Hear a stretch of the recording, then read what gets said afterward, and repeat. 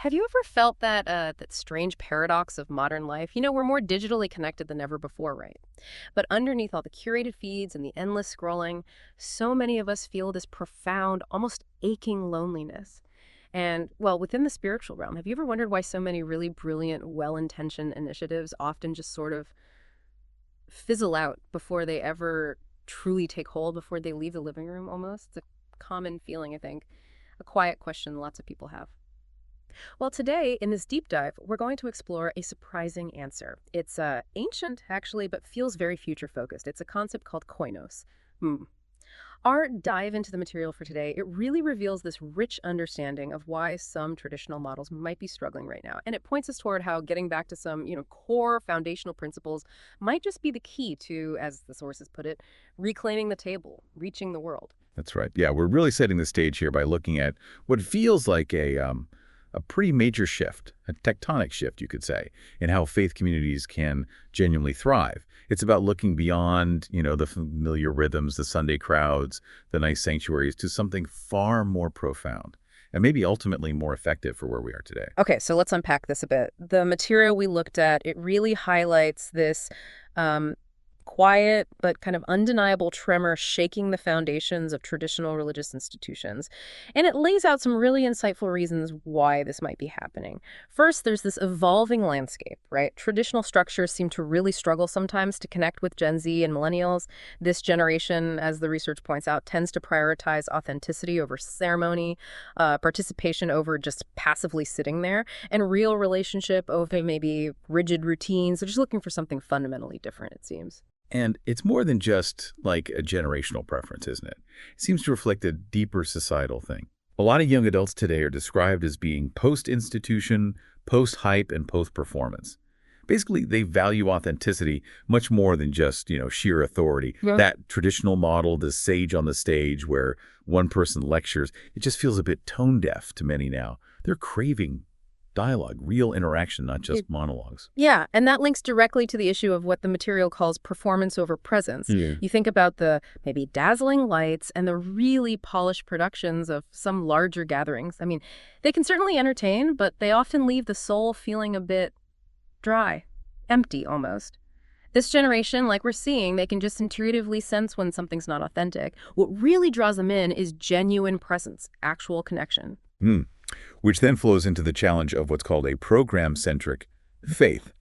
Our sources show how segmenting spiritual life, like, okay, here's your Sunday service, and then over here is a separate class for discipleship that kind of clashes with a generation that seems to deeply long for integration. They want their faith to actually weave through their workplaces, their mental health journey, their daily relationships, not just be this thing you do at a specific time or place. And what's really fascinating here is that this drift, this isn't an entirely new thing, is it? No, not at all. Actually, history, especially if you look at biblical history, it repeatedly chronicles this kind of drift, from relational faith to something that becomes more like religious formality. You see God, through the prophets, denouncing Israel's hollow religion, meaning, yeah, they had all the rituals down pat, but the heart, the genuine connection was missing. Or, Jesus confronting the Pharisees, they were so meticulous about the rules, but the text suggests they kind of weaponized truth without love, structure without spirit. That they had the system perfect, but missed the whole point of compassion and community. So this current cultural dissatisfaction, it isn't necessarily a death knell for the church. It's actually presented more as a Kairos moment, like God's appointed time for a really profound renewal. It's an opportunity, you see, not an ending. Okay, so here's where it gets really interesting then.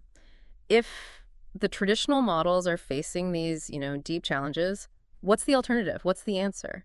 The material introduces this idea of koinos as a kind of quiet revolution stirring. And it's not happening in the big cathedrals or massive conference halls, but like around kitchen tables, in living rooms, parks, coffee shops, and yeah, increasingly in digital communities too. It's not about these big flashy movements. It feels much more organic, more fundamental. Right, and it's koinos in Greek, basically means common. And its root, koinonia. Koinonia, well, it often gets translated as fellowship maybe, but the sources really emphasize it's so much more than just, coffee hour after the service, more than just camaraderie. Oh, far more. Yeah. It signifies shared life, a common purpose, this deep sense of relational equity, and a profound spiritual interdependence. You think about that really powerful image from Acts 2:44 where it says, all the believers were together and had everything in common, koinos. That's radical. And what truly stands out is this statement from the material. Koinos isn't simply social, it is sacramental. It's the lived theology of a people whose very relationships preach the gospel. Wow, that's a powerful idea. It absolutely is. And it connects so beautifully back to what our sources are calling God's relational blueprint. Scripture, again and again, reveals God meeting people not primarily in grand temples, but in these shared everyday spaces, over meals, with people on the margins of society in moments of just being mutually present. So this isn't just some trendy experiment. The Koinos model, well, it might just be God's answer to our era's deep loneliness and that real longing for connection. It's like a return to something truly fundamental about how we're designed to connect and how faith actually thrives. So, okay, what does this all mean for us, practically? The core idea from the material is surprisingly simple, but also really profound. The future of global missions doesn't look like a building. It looks like a dinner table. And that's not just a nice saying. It apparently carries immense theological weight. The sources really dive into the profound theological significance of the table throughout Scripture. I mean, think about it. From the Passover meal, the Last Supper, Abraham showing hospitality, all the way to that ultimate joyful feast described in Revelation 19, the table seems to be this recurring place where heaven touches earth.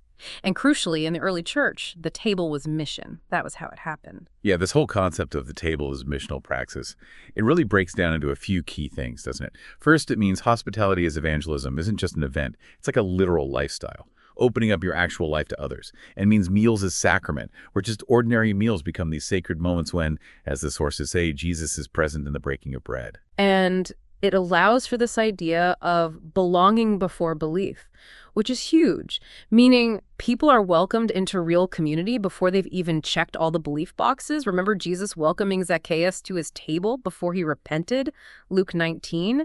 That kind of flips the usual script for a lot of us, doesn't it? It really does. And finally, it fosters this decentralized discipleship. Every home essentially becomes like a micro church, and every believer becomes, in a way, a priest empowered to minister. Just imagine the theological power, as the source puts it, of a meal where you have a single mom, maybe a refugee, an atheist neighbor, a teenage Christian, all gathered together. They're laughing, sharing stories, and they encounter something profoundly Christ-like. Not through some formal sermon, but just through embodied love and genuine presence. Our material really reinforces this isn't just like nostalgia for how the early church did things. It's presented as a missional necessity for the world we live in now. And this isn't just about having more small groups. The sources make that really clear. It's more like a fundamental rethinking of how the church itself even functions, like an ecclesiological recalibration, they call it. A total redesign, maybe, not just a minor update. Koinos apparently thrives not by scaling up, getting bigger and bigger, but by multiplying out. It's about exponential growth through these simple, reproducible units. So if we look at what the material calls the pillars of a Koinos community, they really seem to come down to a few key things. First, simplicity, meaning these are stripped-down gatherings, focused on engaging with the word, praying together, sharing a meal, and actually doing mission together. No elaborate programs needed, apparently. And that simplicity, it then naturally leads to shared leadership. So instead of these rigid hierarchies, the structure is much flatter. It empowers every believer to actually lead and contribute. It's not about relying on one central figure. It's much more about mutual empowerment. Everyone plays a part. Which then logically creates interdependence. Right. These aren't just isolated little islands. They're meant to be this dynamic web of micro-communities. They support each other, they learn from each other, and they replicate. And finally, they embody missional rhythms, meaning they're deeply embedded in neighborhoods, workplaces, digital spaces, not just meeting in a specific building once a week. It's integrated into life. And if we connect this to the bigger picture, wow, the global implications are potentially enormous. Think about diaspora discipleship.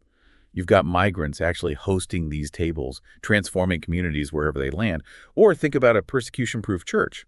Because it's decentralized and intimate, it can thrive even in places where traditional church buildings are banned or dangerous. Right, exactly. And it opens up these digital mission fields, recognizing that online communities are legitimate, powerful spaces for connection and discipleship now. And what's really fascinating, maybe even a little surprising, is this idea of reverse missions. where the global south, where some of these Koinos-like models have flourished for decades, sometimes out of necessity, is now sending missionaries back to the West to help start Koinos tables here. It's powerful because Koinos is described as a micro-ecclesiology for macro impact. It operates on this principle of multiplication, the whole go and make disciples idea, rather than just addition, which is more come and see our big event. This allows the church potentially to penetrate places where traditional structures just can't easily go, reaching unreached and unengaged people groups because it doesn't require, cultural extractions. You don't have to pull people out of their context. It empowers insiders, people who already know the language, the customs, the spiritual context. And the key here is that success isn't measured by crowd size or the square footage of your building.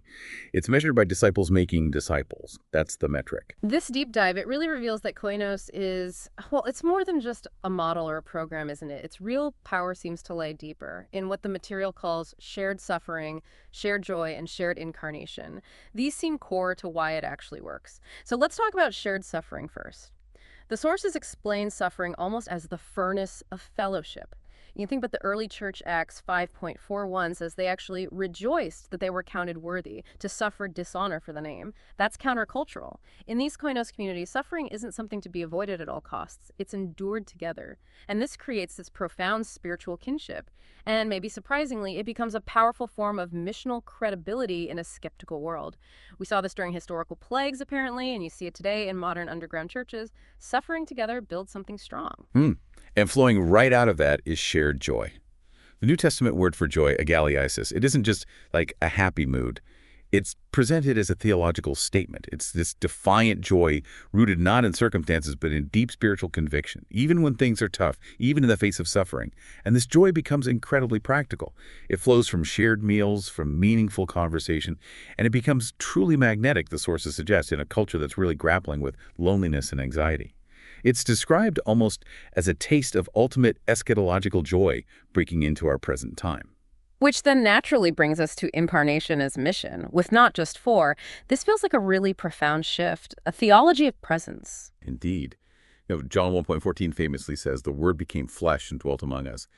Jesus literally moved into the neighborhood, as one writer put it. He engaged in solidarity before offering solution. Think about him weeping with Mary before raising Lazarus. He was just present in their grief, in their messy human experience first.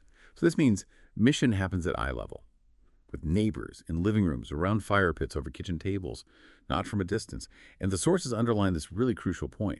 People rarely reject a theology they have experienced in flesh and blood. They rarely turn away from genuine embodied love when they encounter it. And Koinos communities, then, are designed to replicate this very pattern, not through complex programs or proxies, but simply through proximity. Through being together. They make the invisible God tangible through their communal life, kind of living out that prayer of Jesus in John 17.21, right? That they may be ones that the world might believe. Okay, so let's get practical. What does this actually look like for us? How does someone even start? The material provides a really clear, almost like a vision casting field guide for starting a movement from your living room. It sounds incredibly actionable. The steps are surprisingly simple, actually. First, start small, start simple. Begin with just 2 or 3 trusted friends or family members, people who share that same desire for deeper discipleship. The point is, your living room can be the upper room, the launch pad. Yeah, exactly. And from there, the key is to prioritize discipleship. The focus isn't really on attracting huge crowds initially anyway. It's on obedience-based discipleship. With a really simple rhythm. Okay, what does the Word say? What am I actually going to do in response, and who am I going to share this with? It keeps things focused and, importantly, reproducible. Then share your story. Vulnerability, as the material states, it creates access. Authenticity tends to disarm cynicism. People connect with real stories, real struggles, real joys. Fourth, find the person of peace. This is from Luke 10, right? Like Jesus instructed his disciples, look for someone in your network who welcomes you relationally, who's open to spiritual conversation, and who, crucially, influences their own circle. They become your natural entry point into a wider community. And finally, and this is key, empower others. The ultimate goal isn't to keep people gathered around you forever. It's actually to release people, to equip them to start new galleries of their own. Every single person is seen as a potential host, a potential disciple maker. It's about multiplication, remember. But this raises an important question, though, doesn't it? I mean, what if it fails? What if people don't come or just kind of fizzles out like we talked about at the beginning? Absolutely. That's a real concern. And stepping away from what's predictable, what feels comfortable and maybe successful in traditional terms, that will almost certainly invite resistance, or at least moments of serious doubt. But the sources also offer some, let's call them tools, for thriving in that tension. They say, start small, but with conviction, focus on depth over scale, especially early on, and crucially, join a network. Don't try to do this alone. Isolation, as it warms, often kills movements before they start. Ultimately, the material really reiterates that the church that truly thrives in the coming decades, the one that will genuinely reach this lonely world, it will be the one that has the clearest, most authentic embodiment of Christ's love. And that happens powerfully in these simple shared spaces. So what stands out to you after all this? This deep dive, it seems to have shown us that maybe the next great wave of global missions won't be built primarily on stages, but on stories told over meals. Not necessarily in huge auditoriums, but maybe in apartments, not driven mainly by professionals, but through ordinary people, ordinary saints, living life together. Yeah. Koinos, in essence, it isn't presented as some radical new future for the church. It feels more like its past being rediscovered, its present being reclaimed, and maybe its future being revealed through that. Yeah. The vision is pretty clear. The table is global. It's everywhere. So the question becomes, what would it mean for you listening right now to reclaim your own table? To invite others into a space of shared life, shared suffering, shared joy. Just consider how your home, maybe it feels small, maybe insignificant, but your obedience, your willingness to open it up, could make it a launch pad for the Spirit's movement. Let the table rise again. Let the church become Koinos. Let the lonely world be loved back to life.